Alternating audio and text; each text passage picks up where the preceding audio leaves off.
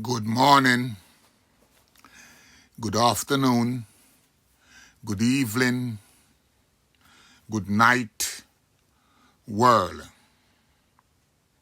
This is the Rastafari International Ambassador, Jaboni, better known as the Badass, the man from Buzzwalk, Bakawal. As you know, this is the moment of truth. My brothers in America is now talking. Rastafari One Love policy is what kill movement. Now, as you know, the Rastafari revolution movement was hijacked by Marley and turned into a One Love movement. And since then, it have destroyed our liberation struggle and have put us at each other's throat. But the moment of truth is here, and I will let my good brother, Professor Black Truth and Jason Black, break it down for my brothers and sisters there in Jamaica. Fair use of these two brethren program. Look at what's going on right now as Biden slithers, or rather shuffles, out the back door of the White House. He just got through issuing his last slate of pardons, including one for Marcus Garvey. I'm not making that last one up. Yes, he pardoned Marcus Garvey. Now, you have the usual suspects chiming in on this, but my question is, why didn't Barack Obama do this? Or Bill Clinton or any of them, huh? How come Jimmy Carter didn't do it? I'm just asking for a friend. In response to this pardon for Marcus Garvey, one of Marcus Garvey's sons is reported as having said, quote, "Now his meaningful message can be taught proudly to future generations." What's this "now it can be taught proudly" stuff? Taught proudly? Who in Black America has ever been ashamed of Marcus Garvey? We fought for him to be taught in schools. In fact, the reason anyone even knows who Marcus Garvey is because we promoted him. Foundational Black Americans were never ashamed to talk about Garvey or teach about him. We've always taught about him, and we didn't need white society's approval, and certainly didn't need this racist government's permission to do it either. So where's this "finally it can be taught proudly" stuff coming from? I think we can assume this guy's talking about Jamaica, because Jamaica didn't support Marcus Garvey after he was railroaded into that illegal deportation. They haven't thought about Marcus Garvey since forever. And the only reason they actually bring him up on the few occasions they dare to is because they're trying to basically tell Black Americans, "He was a Jamaican man. You tried to lay claim to Marcus Garvey. He was a Jamaican. You little Americans, you need to stay away from our heroes." Go back and listen to my recent tribute video to Khalid Muhammad and the part where I talked about how the boomers and most of the World War II generation ignored Malcolm X when he was alive, and they wouldn't even claim him. That is, until Spike Lee made that biopic about him, and then suddenly everybody knew Malcolm X and absolutely loved him. Yeah, they loved him now. And the same goes for Marcus Garvey. He found his fame and made his mark in the world, not in Jamaica, but in the U.S. And it wasn't Jamaican immigrants in the U.S. who were pumping him up, it was us. There's been this effort to rewrite the history books and claim that Jamaicans were always down with him, but that's just not true. So I guess that's why Jamaica's prime minister said that they welcome this pardon and that this is the first step to undo a wrong against a civil rights leader and Pan-Africanist. The damned insult. This is the leader of Jamaica, and while Jamaica sent a number of true soldiers to the U.S., in the last 50 years they've also sent a lot of tethers too, and these individuals have gone overboard attacking us. And we're the only reason that these people are even in the United States. Winsome Sears is the current Lieutenant Governor of Virginia, and she's a Jamaican born in Kingston. And she's also been running around saying stupid stuff like, "We need to move on from slavery." What's this "we" stuff? Now, she would never tell any other group of people they need to move on from anything. And yes, she says that to black people in America, and that's how you know this one was brought here to be a certified tether. She wears her bootlicking credentials with pride, and no one of any note in Jamaica called her out on this. In fact, their online website seemed to celebrate her election victory, completely glossing over all this foul stuff she says. No surprise.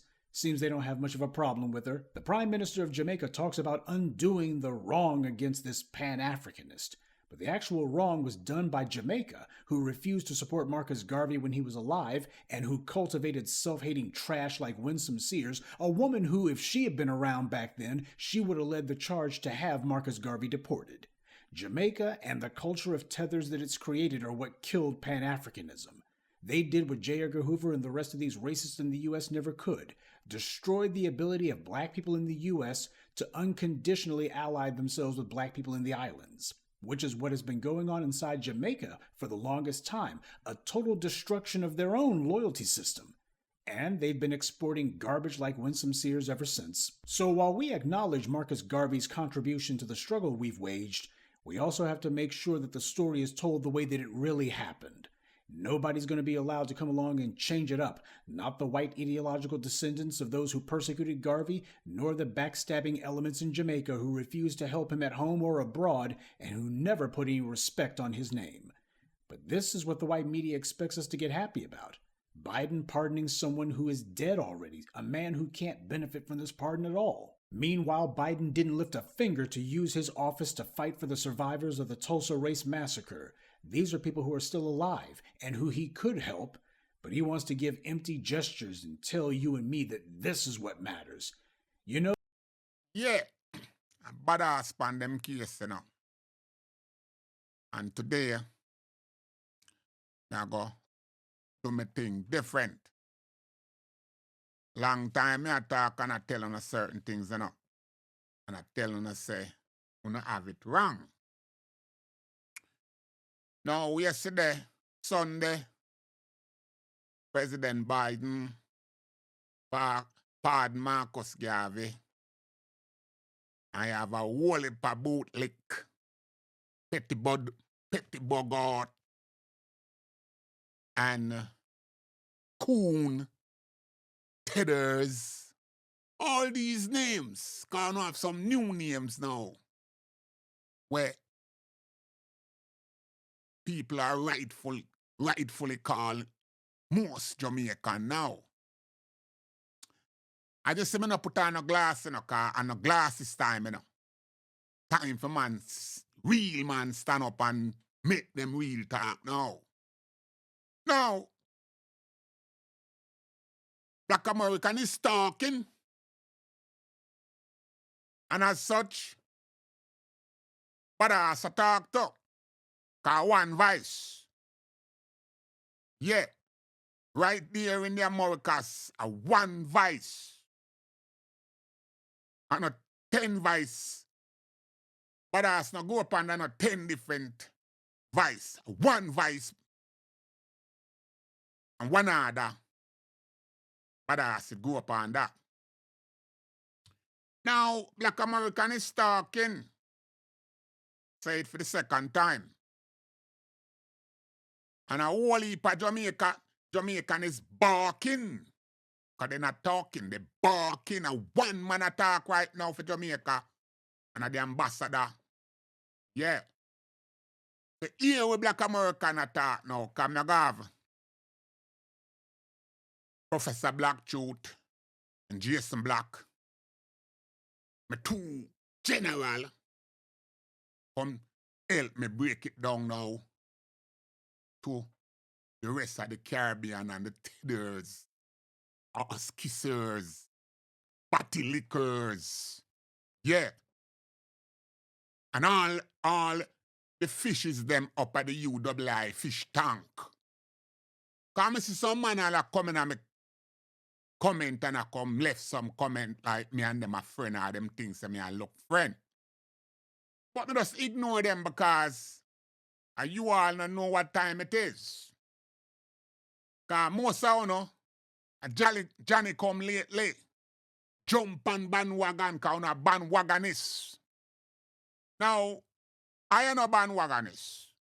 From day one, I did go a good school in the back of wall, in the black struggle, I know say a black a black.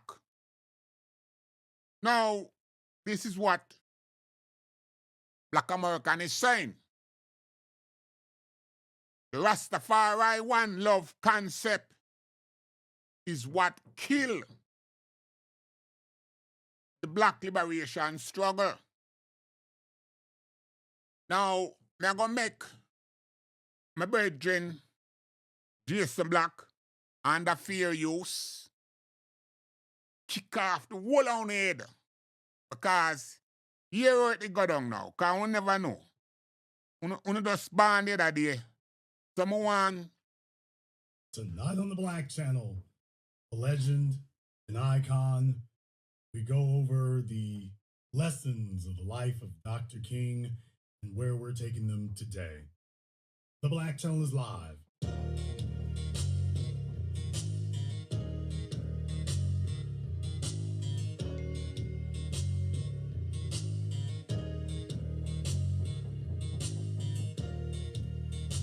Unapologetic, unadulterated, and absolutely uncompromising. Greetings, brothers and sisters around the world, and welcome back to the home, the haven, the stronghold, the everlasting superfortress of intelligent black thought. We are the Black Media, and this is the Black Channel, and I am the Black Authority. And you are listening live to the only historically black college and university of higher education and learning in the cosmos. Join us. Join us you shall, because on tonight's program here, as always, as has become a tradition here at the Black Channel, as has become a tradition now that spans going on over a decade and a half, everyone else is looking to take a day off. We put truth to the words that black empowerment does not take a holiday. We do not look for opportunities to take time off. We look for opportunities to show and demonstrate our dedication and commitment to this cause, not just a cause, it's a way. Whenever the rest of society says they have a holiday, we demonstrate to them, you go and sit down over there. We will be continuing the work. And I want to take a moment here tonight to talk about Dr. King and one of the biggest lessons that we have learned as a result of that. Dr. King is an example of progress. Dr. King is an example. I want you all to take note, and listen carefully. My brother Jason is talking about Dr. King, who take lesson from Marcus Garvey. And he's going to break down Dr. King. And at some stage, I'm going to ask my good scholar brethren, Gilly Priest, to break down Marcus Garvey in the same fashion, because Dr. King is a student of Marcus Garvey. But what Jason gonna show you is how the struggle get twisted. Of what can be done and what gets accomplished, while other people are sitting around talking about what can't get done.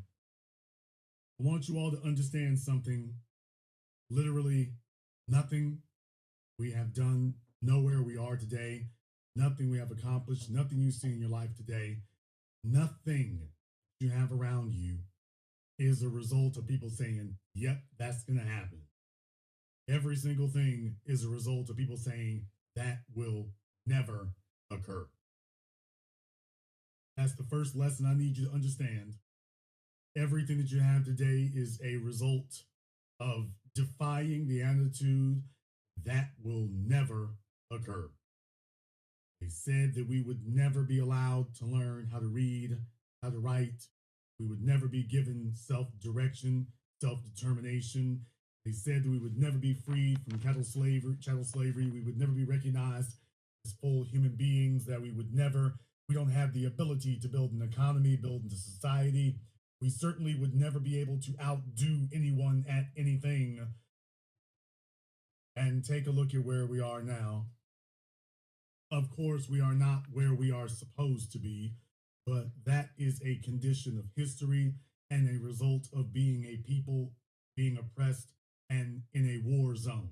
So that is a given. That's not a revelation. That is an observance of the obvious. You take a look at all of those things. They said that we would never be able to get nationally recognized. They said that we would not be an influential power. They said that we wouldn't determine America's direction. They said so many things. We've had to remind them over and over again that this is not a sprint, it is a marathon. We are not going anywhere except where we're supposed to be going. That is the only place that we'll be going. That is all. There are a lot of people who are hoping otherwise. One of the biggest things is that in our generation, we have overturned something. You all usually hear me play a sound snippet sometimes when people say certain things. Nigga, please. That is Isabel Sanford from the sitcom The Jeffersons. The Jeffersons were an outgrowth of the civil rights movement. TV shows put out by Norman Lear, the networks, but The Jeffersons was an outgrowth of that, a direct outgrowth of that. The Jeffersons and later Good Times, the Jeffersons and Good Times, and later some other ones, but those two are really the big major ones. And that is important. It is important because you didn't have that happen because what was happening to us was inconsequential. That was a direct result of us moving what was happening to us, even though we were less than 15% of the population, moving that to the front burner and front and center to the point that it had to become a normal staple of American life. It had to become a normal staple of American life. That we made ourselves the topic of conversation. That has been our culture and our cultural legacy. One of the other things is that whereas earlier generations attempted to appeal to the dominant society and get them to recognize these things, and then the dominant society would put their little spin on it, you all have to understand that coming out of the 1960s, they understood that revolution was in the air. Black Panthers were on the march. You had a people who had nothing to lose. Yes, you hear the man say, coming out of the 1960s, revolution was in the air. Everything, everywhere, black people there rise up. Everywhere, back a while, lead it. Yeah, telling us in the 60s, back a while, and no go era. Nothing from upper crossroad. Nothing when I look like me could have come down there. Yeah, I'm telling you that. Yeah. I'm telling you, I got Rasta baby. When I left Jamaica to conquer the world. Yeah. When I reach the US, yeah, me tell you something, I'm going to join the Black Liberation Army. Telling you that. Yeah, I'm a team. I'm putting in work. Yeah. And get captured. Because I did before this and that. I'm telling you, after I come out, when I come, sister, this everything done. I'm keep telling her, say, done. Done. That me keep telling her. Vic said, done. No brother that fight brothers, sisters that fight sisters. There's no more St. Loud, black and proud. Yeah. Everybody integrate the thing. Everybody come sell it out. Everybody come eat a food out of it. Every Rasta man want to go to European tour. everyone I know becomes multi this and multi that. Yeah. But I stand alone. Last Rasta man standing. Who not like it? Bite it. Was in the air. They were very, very concerned about that. So they went to work immediately. Congressional hearings and television, they went to work immediately to rewrite the history of the 1960s. And they created a Dr. Martin Luther King Jr. who did not actually exist. They same thing them do with Bob Marley, Chris Blackwell and them friend them and Peter Touch and the whole of them. Burning Spear, the whole of them. Jimmy Cliff, the whole of them. Create a Rastafari movement after 1966 that was not there. That me I tell you now. Tell you now all the while, say when Haile Selassie come to Jamaica, him come upon a mission to done the struggle. Yeah, tell you that.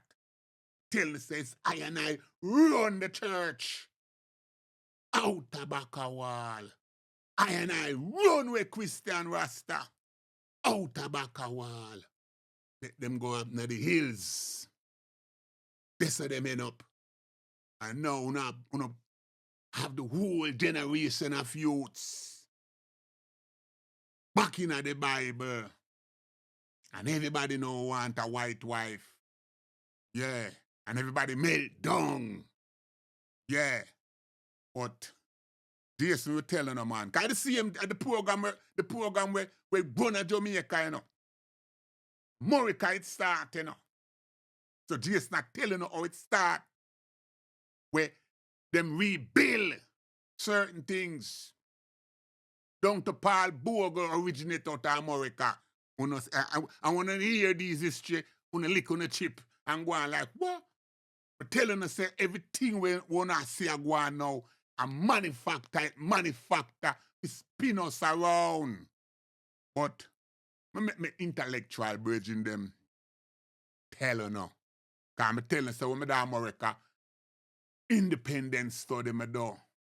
Yeah, nobody know when me used to study me do America.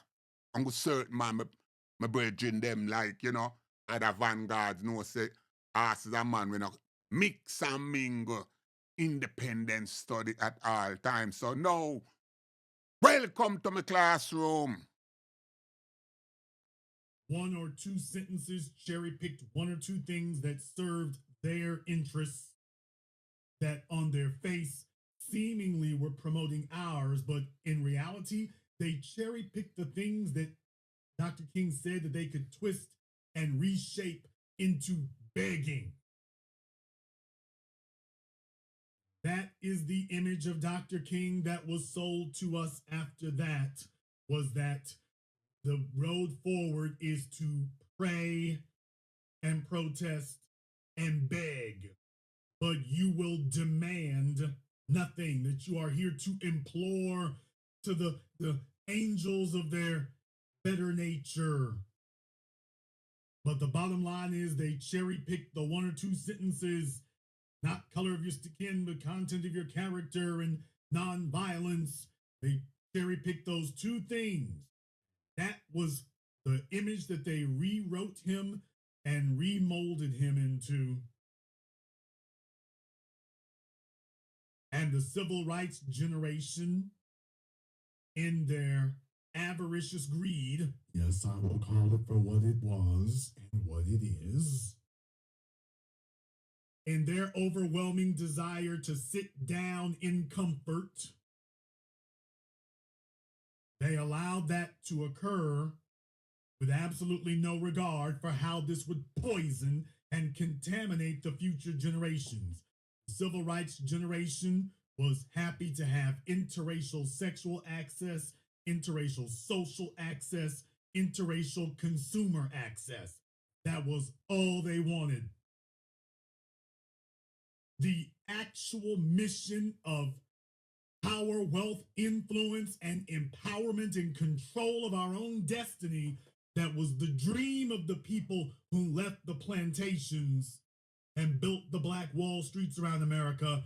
You'll notice the civil rights generation completely abandoned that and then spent the remainder of their lives seeking acknowledgement and a pat on the head and recognition, which is why they came with their ridiculous obsession with titles.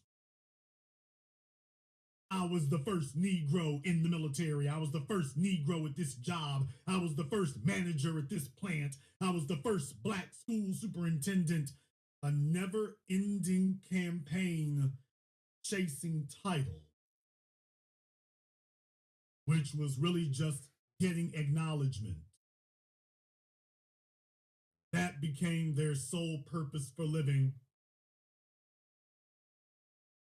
And they allowed that to go on because, well, we're going to go get ours. Never mind if it sells out the children and the grandchildren. Process, they allowed the bastardization and complete mutation of Dr. King into something that never existed, to the point that entire parts of that man's life were completely discarded, and it fell to we, starting in Generation X, and has been carried on since then, who began the work of reconstructing Dr. King's life, not allowing anyone to tell us what he was. We sat there and demanded, wait a minute, let me hear it for myself. That's when you started realizing, I'll be damned, there are whole speeches, interviews, commentaries that the media hasn't mentioned. How did you end up leaving out all of these? That's when you realize that the bastards went to work immediately to completely destroy and distort the image of Dr. King and turn him into a tool of propaganda, which would tell the children, now don't get upset, don't get excited when bad things happen to you, do not revolt, pray, and just hope that we in the dominant society don't kick your ass too bad and don't violate your rights too much. That's the way you should approach everything. Then they went to work propping up political puppets and whores. I said it.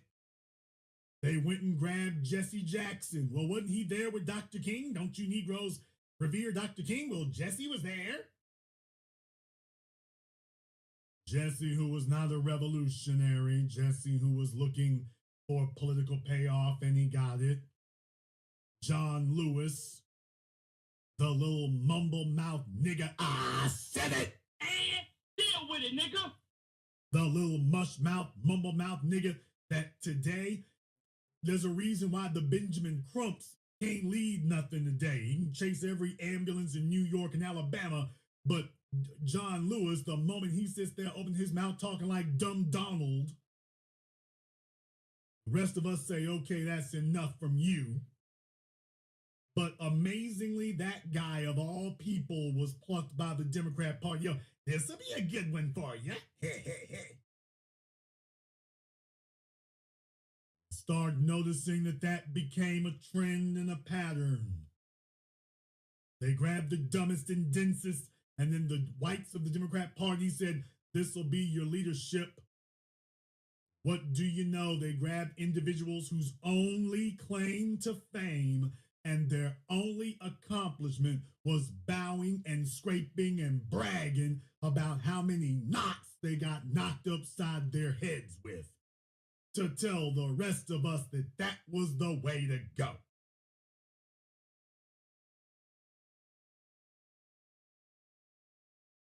To tell us that was the way to go.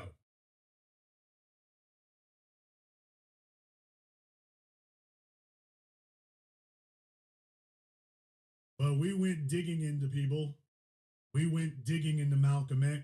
We went digging into Huey Newton. We went digging into Dr. King. And over the course of the last 2 decades, we have reclaimed the image of Dr. King. He is no longer considered to be the guy talking about go ahead and love your enemies, and if you get brutalized, well, that's just the way you're supposed to be. We have reclaimed that image, and you will notice something. Have you all noticed how the news media and folks don't talk about Dr. King anymore? Have you noticed that? What? Have you noticed that they don't really talk him up like they used to? Why, it used to be coming up on MLK Day. They'd have their documentaries and their news pieces and all that, and they would love to play the March on Washington. Why, they used to love doing that. Have you noticed they don't do it anymore? Oh, man. Have you noticed that over the course of the last 1 or 2 decades? Why, they've done just backed off of that altogether. What changed? What happened? Something must have happened. Something must have changed. Why'd they stop doing what they had been doing for decades? What occurred? I'll tell you what occurred. What occurred is that now the people are awake. Now, if they say Dr. King's name and attempt to pass off their contaminated, mutated version of it, it gets discarded. So you see Dr. King, their distorted mutation of him is no longer useful. So they've had to discard that because that doesn't work anymore. That's the problem.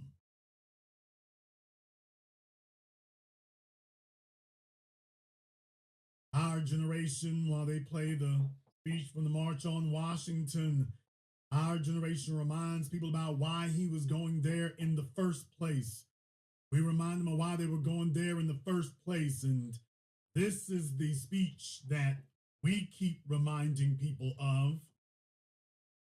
At the very same time that America refused to give the Negro any land, through an act of Congress, our government was giving away millions of acres of land in the West and the Midwest. It meant that it was willing to undergird its white peasants from Europe with an economic floor. But not only did they give the land, they built land-grant colleges with government money, teach them how to farm. Not only that, they provided county agents, further their expertise in farming. Not only that, they provided low interest rates in order that they could mechanize their farm. Not only that, today, many of these people are receiving millions of dollars in federal subsidies not to farm, and they are the very people telling the black man that he ought to lift himself by his own bootstrap. This is what we are faced with. This is the reality. Now, when we come to Washington, in this campaign, we are coming to get our check. Hear that? What he did was he wanted to make sure that he gave you a brief history lesson, because he understood that the schools were not teaching you that. These were things that actually occurred. The schools were not teaching you that. And you'll notice that ever since then, not only on Up until today, Rasta is not being taught in the school. Marcus Garvey is not being taught in the school. Yeah? And the history of Bakawal is silent. Nobody talk about Bakawal but Fire Bunny and them friend them. Only my generation know about Bakawal. Outcomes. Now, everyone look down upon Bakawal, and it's a curse. The government of Jamaica is doing the same thing what the American did to Black American. Every other nation of people can go to Jamaica and set up business and prosper and get grants and get land and then turn around and tell you, say, you can't go a beach, you can't go a river, and everything on the land is for sale, except Jamaican. See? Outcomes.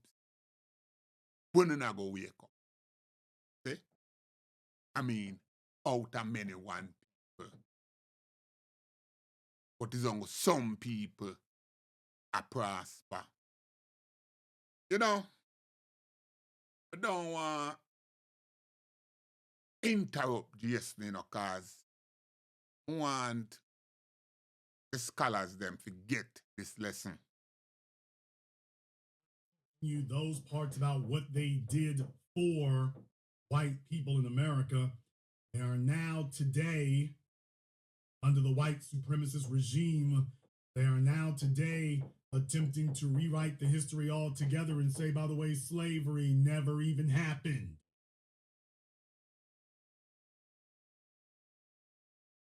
How in the world can you be a just or humane or civilized individual? And those are the kinds of tactics you're resorting to. It is very important to entrap people's mind. So what they do is they line up a whole bunch of people and a whole bunch of names, and they tell you that these folks were incredible and fabulous and wonderful, and they never tell you the whole story. Just as they create a fictional Dr. King, they also create these fictional other people. So you drive through parts of America and you see the names of farms and plantations and businesses and industries. And then you realize that, by the way, they fabricated magnates and tycoons who did not actually exist and don't. And by the way, they are still very much in the business of doing that.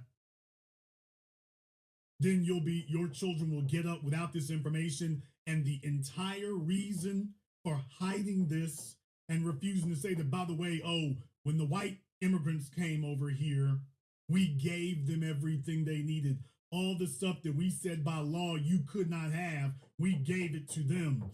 They didn't build anything from the ground up. We, the foundation, we are the only people who ever built anything from the ground up. These other things are the result of what was taken and stolen. We're the only ones who had that everything we built, we actually had to earn. We actually had to earn ours. There was no one to give us land, give us resources. They refused to give that to us. You'll notice that when you go to these names of people for the Homestead Act and everything else, we're not anywhere on any of those. Now, how in the world can that be a huge chunk of American history and you keep conveniently leaving that out? Ron DeSantis, Nikki Haley. How in the world can this be a gigantic piece of American history and you're leaving out a whole huge chunk of the history of the country? How is it that you just overlook that every time? And then when it's brought up to you, you don't make it a point to emphasize, oh yeah, that's how things happen. It is for the purposes of enslaving and chaining your minds and the minds of your children, that you will just always have the assumption that there must be something wrong with you. Everyone else is just trying harder, and there must be something wrong with you. You're just not trying hard enough. This is why you have to be reminded of the actual facts, because they're going to wake up to you today and tell you you're not trying hard enough. And once again, this is not, as I told a caller here recently, this is not just one or two people. You could not have this system of lies and deception that is so uniform at every level of society. It couldn't possibly be so uniform if everyone wasn't working together. The society itself has to be working in conjunction and collusion. Otherwise, this wouldn't be so uniform. It doesn't matter whether you're in Florida or Portland or Michigan or Nevada, it's the same everywhere, then you must all be colluding. You must be collaborating. It can't be uniform everywhere, and you're not doing that. So what that means is that you are perfectly aware of everything we're saying, but you have all taken an oath. We don't discuss that with the Negroes. We don't talk about that with them. That's not a conversation that we have, not with them. Don't mention it to them. Now, if they bring it up to you, you act like, oh, I didn't know that. Because if you acknowledge it, then they will be looking at you and saying, by the way, I think there's an invoice somewhere around here with your name on it. I think there's a debt around here somewhere with your name on it. Wait here for just a few moments. Let me see if I can pull that up for you. Dr. King said that we are coming to get our check because he acknowledged even then, 60 years ago, that we understood that this has not been fair. The game has always been rigged, and rigged specifically and only against us. They did not do this to the Irish immigrants, the Italian immigrants, the Asian immigrants. They didn't do this to the Latinos. They only did this to us. And to this day, they only continue that against us. We are a particular, specific target. It's in their code that everybody else can get over and get by. Not them, though. Those Negroes, no, we have a spiritual significance to them. They are our barometer of the health of white supremacy. They are our barometer of the health of white supremacy. The barometer of the health of white supremacy is very true. Today, Donald J. Trump was inaugurated for the second time to begin his second term in office. As I have said since the very, very beginning, this is good. I have been consistent, I have been persistent, and I will remain so. This is good. This is good because what it does is it emboldens them, and by emboldening them, smokes out all the rats. Smokes out all the rats, and that's exactly what we want. We want all the rats to be smoked out. We want them all to be emboldened. I don't want them to be emboldened in 5 or 10 years. I want them all to come out from the very beginning. Teeth bared, fur flying, and white supremacy waving. That's what I want, because history has taught us that Black people are looking for an opportunity to sit down and ignore things. So white supremacy must remain front and center in order for our people to remain vigilant and mobilized. In case anybody was wondering, Elon Musk making headlines here now. He's making headlines here now. You can see for yourself. Making it happen. Thank you. All right, Jason. We're going to leave it right there.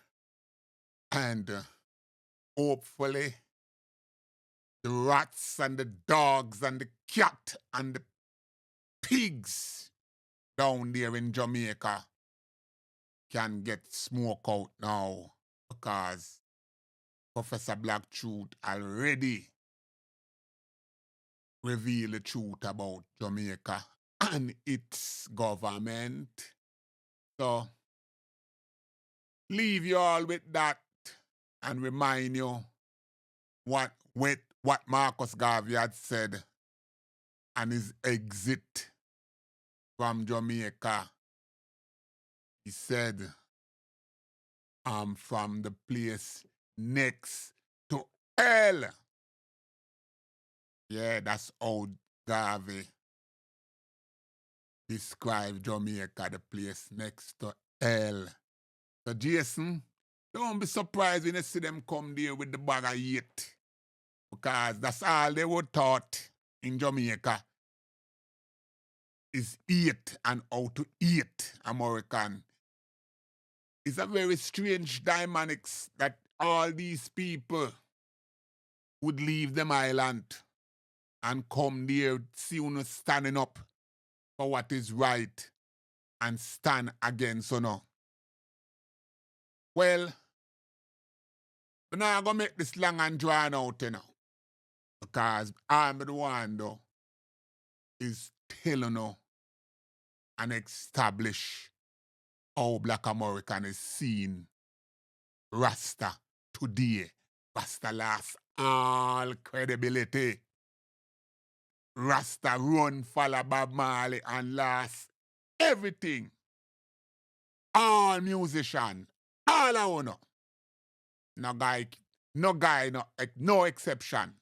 All I wanna. To all who are run down the money, keep run it down.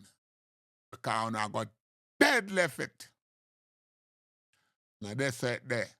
Yes, we have money, but not at the rate that just annihilating yourself and everything culturally. Today, nothing no left for Jamaica. Wanna give away everything to everyone else but Jamaican. And now, the world, if you can't see it, the world is turning on you all. The world is turning on you all. No one I want to know. Not even Africa want to know. I see my friend down there. I live on the ground, I talk about nobody now give him nothing. Live off of the ground. Yeah. And keep waiting. Telling her the culture done. Everything crash. Yeah. That's why Biden pardon Marcus Garvey now. To see if him can lean back. Hey, this is just mass confusion, Proper mass confusion. The same people them will stitch up Garvey and them a pardon him now. What about us, the vanguard? Remember me telling you, say me do my 15-year innocent and I never hear me cry one day yet about it. Because I get taken down as a soldier with no regrets. Yeah. Telling you, no regrets. Be swinging the Ivor Johnson everywhere I go. Yeah, that's all them know about us. With the Ivor or the Teton Tiger.